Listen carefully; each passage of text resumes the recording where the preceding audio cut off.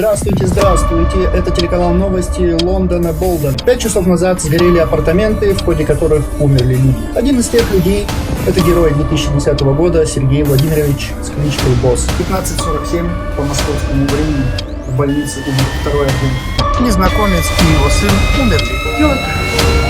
Пётр!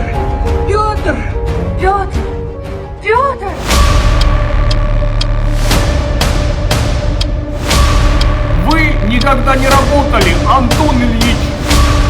Никогда!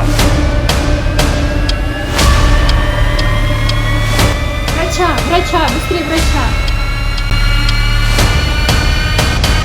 Вообще бизнесмен, если что, вот сюда, вот вы понимаете, да, что вот сюда, вот в этот